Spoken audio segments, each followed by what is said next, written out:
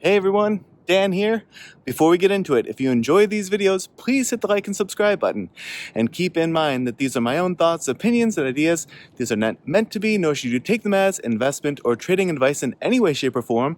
Do your own due diligence, put in the work for yourself, and make your decisions based on that. Enjoy. All right, folks, here we are on Thursday, January 2nd. We're going to take a look at SoFi today. So I've not been meaning to make so many SoFi videos lately, but things have been a little bit hairy, as we talked about in the last video. And so I thought, given the bigger drawback today, I'd come back and sort of give an update. Now I'm going to go through the charts and whatnot. I'm going to talk toward the end of this because I don't want it to just be some sort of baggage at the beginning of the video. I'll talk about what I've done with my SoFi position for the time being, and we'll call it a video. But I know I have everything on here at the moment, so let me get rid of the EMAs. But levels wise, the nearest in resistance level that I have at the moment, based on where it ended the day there at 413, is 443. Support level 1356. So these are spaced out quite a bit. There's, as you see, there's often about $1 in between all of these. I'm just noticing this. That's sort of weird. It's not spaced out because there's $1 in between. Those are the actual levels that I see. But there are inevitably some sort of finer, more granular levels in between these, but I didn't want to clutter it too much because when you zoom out, we already have like 1,000 levels on the chart. And yeah, certainly I could get rid of some of these for the time being, but when we zoom in, they make sense. So if we take a look at sort of what things have been looking like since we started to get a little questioning of the ability for SoFi to stick. This 1649 level, it wrestled with this back here the day after Christmas on the 26th of December. Seemed to be holding it nicely and then came back and was wrestling with it in the pre-market on the 27th and dropped pretty significantly and just sort of held that ground for the rest of the day. That was right around, the high 15s to 16 range. Then we get into the next day, the 30th of December, comes down in the pre-market, bangs off of this 1548 level that we have on the chart and doesn't, there's a bit of an upswing there, but it doesn't do anything, near approaching the next resistance level that we have and draws back down toward the 1548 in the after hours. We open up on the 31st and we get bang on and off of the 1548. This is where I thought, okay, maybe we're sort of going to get some double bottoming here and we can get some motion. But what ended up happening is we actually double topped or triple topped here, right? So instead of banging off of the low of the last day and sort of double bottoming, it topped out at the top of the previous day's action and double topped and then fell back through and flipped late in the day this 1548 from support to resistance. And that then proved out when we got the early morning hours today. The pre-market came in, gapped down, and then was stuck well under the 1548, right? Couldn't even approach it.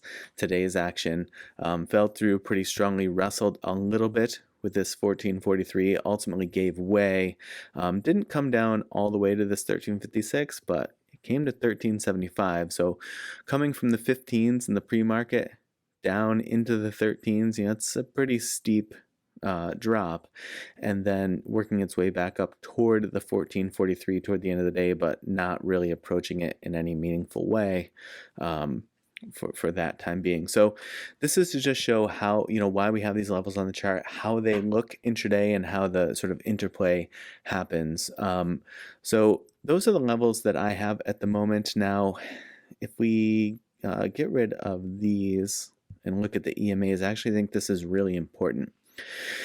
So on the EMA side of things, what I was watching hard today when I was trying to decide what to do was, a previous video we spoke about, on this great rise, this wonderful tide that was rising, which we can call the 8 EMA, this white one right here, price action is consistently getting support off of it. Then, as that bullish momentum starts to exhaust, we get it dipping into the 8 a little bit toward this 21, like that peach colored one in the middle. And then ultimately we get some action at the 21. And then, the 34 is red for a reason. It's a danger, danger. Things might be changing. And so that's what we're seeing here. Then it started to need to test the 34. And then, this was the last sort of opportunity, in air quotes, was this little push here, but ultimately it fell through the 21 and the 8 and now has fallen through the 34, looking like it may, absent of some catalyst that certainly could come in the next few days or weeks, but absent of that, just the chart view alone, looking like it wants to have something more of a pullback than we've seen since it started this run. We have now an ever so slight bearish crossover of the 8 crossing below the 21. You see the 8 EMA at 1541, the 21 at 1544. So that bearish crossover has happened. The 34 EMA at the moment situated at 1492, not yet crossed over, but is very, very close to being crossed over. So this is what I was looking at. And when I saw that crossover happen, I started to think, okay, I might want to lock in profits and reposition. And then where I was looking at here when I was making this decision was right around here. So I saw this push up and this attempt at the intraday. So this is the 10 minutes. So same EMAs, but on the 10-minute time frame. And this was what I was watching intraday. I saw this rejection off the 21 and I said, I'm going to set a stop loss because it looks like it's not going to be able to reverse this action at all today. And everything had come in a bearish formation. It rejected off the 21. And, then of course my stop loss got hit because that happened through the rest of the day. And even here it started to be able to press late in the day, the 34, but it just kept rejecting right off of it. So, so that's where I sit at the moment.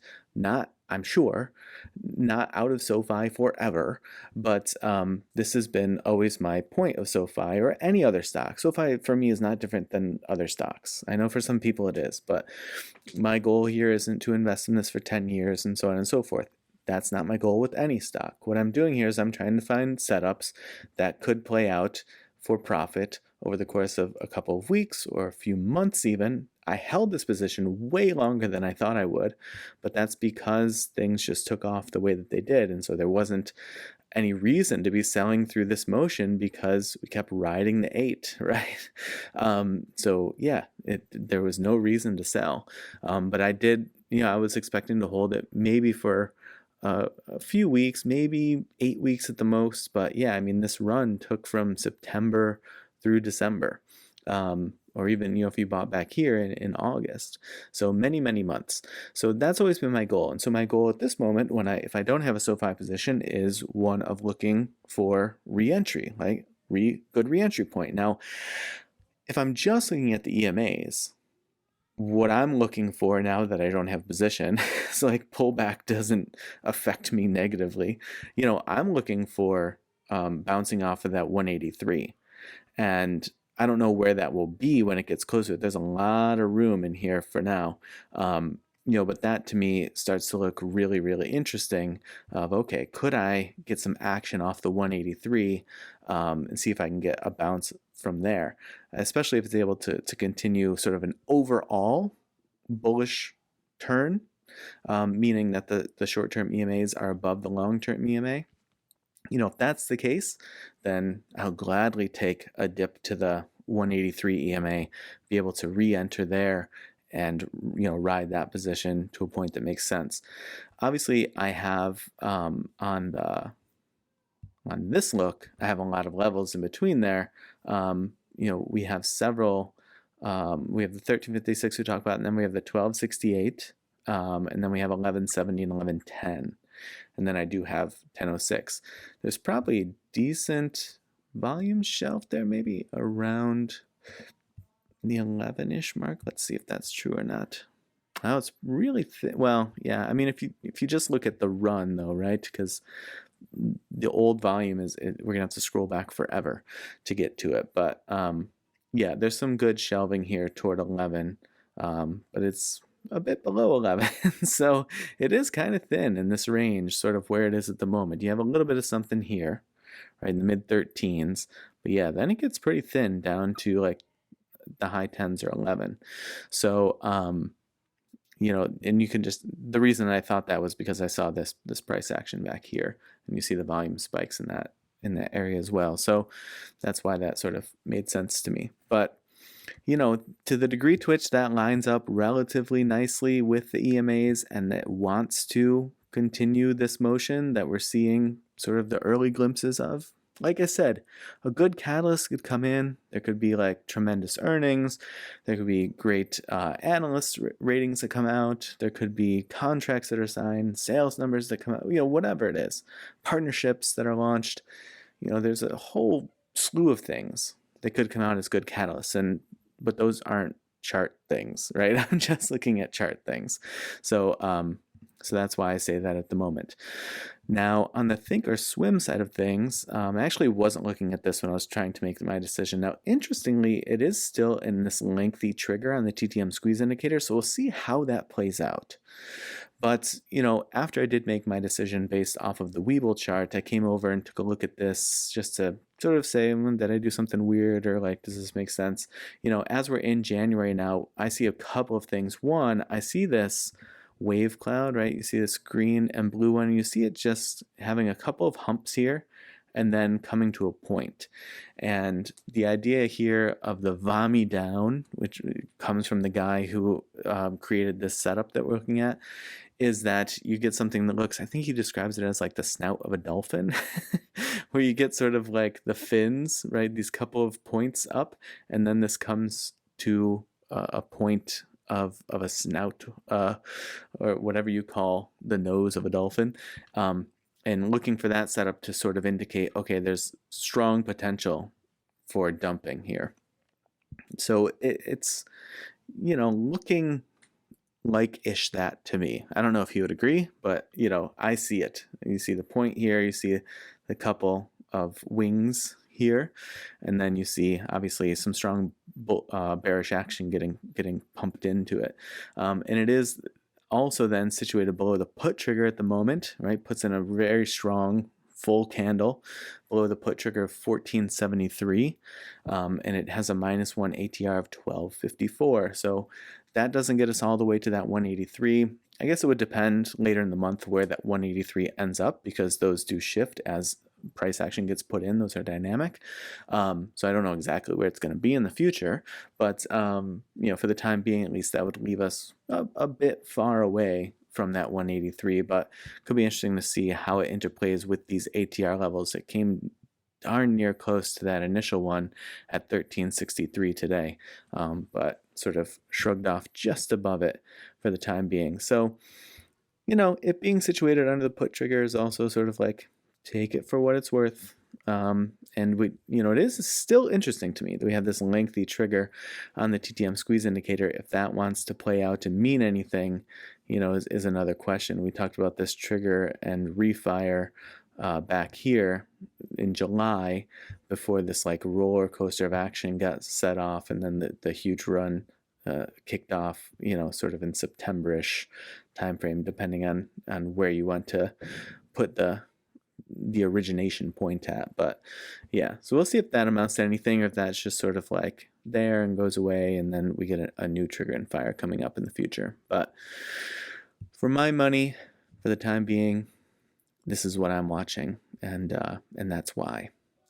I'm sure I'm saying this too late in the video for this not to be the case. People are gonna come in and try to skewer me in the comments of like, this is a trader mindset versus an investor mindset. Sure, man. Like, that's fine. If you're investing in this and you're looking at something else, some other criteria, some other time frame, that's fine. That's not my thing. I'm looking for several weeks to a couple months, typically. That's my range. And I'm looking for a very specific thing to happen. EMA crossovers, bouncing off of levels, bouncing off of ATR level, call triggers and things like that we just looked at. That's what I'm looking for. I'm not looking for what's the prospectus here for the next decade. It's just not my thing. I don't find that to be interesting or enjoyable. I know it works for people, but that's not my thing. All right, folks, so I hope that your trading week has been going well. And as always, I appreciate you watching, and I will see you in the next video.